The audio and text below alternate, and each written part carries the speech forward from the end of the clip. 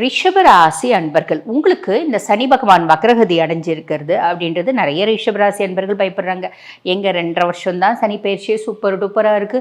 இந்த 2.5 வருஷம் ரிஷபத்துக்கான வருஷம், தயவு செஞ்சு பேக்கப் பண்ணிக்கோங்க. நீங்களே நிறைய பதிவில் சொல்லியிருக்கீங்க. இப்போ சனி பகவான் வக்ரகதி அடைஞ்சிருக்காரு. ரிஷபத்துக்கே அத்தி பூத்தா போல எப்பயோ ஒரு டைம் தான் நல்ல ஒரு காலம்னு பிறக்குது. அந்த விதத்தில் சனி இப்போ லாபஸ்தானத்தில் வந்து உட்காந்து லாப சனியாக இருக்காரு. அப்போ திருப்பி வக்ரகதி அடைஞ்சிருக்காருன்னு சொல்றீங்களே, அப்ப அவர் கொடுக்கக்கூடிய நல்ல பலன்கள் எல்லாம் கொடுக்காம போயிடுவாரா?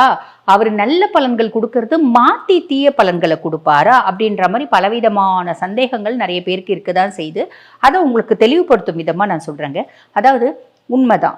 அதாவது இப்ப ரிஷபத்துக்கு வந்து சனி வந்து பாருங்க லாப சனியா வந்திருக்காரு அப்படின்னும் போது ரிஷபத்துக்கு எக்ஸ்ட்ராடினரி நல்லது அப்படின்றது நடக்கதான் போகுது. மார்ச் மாசம் 25ஆம் தேதி தான் சனி பயிற்சியா இருக்கு. எங்க நல்ல லாபத்தை பார்த்தோம், எங்க எக்ஸ்ட்ராடினரி நல்லது நடக்க போகுது.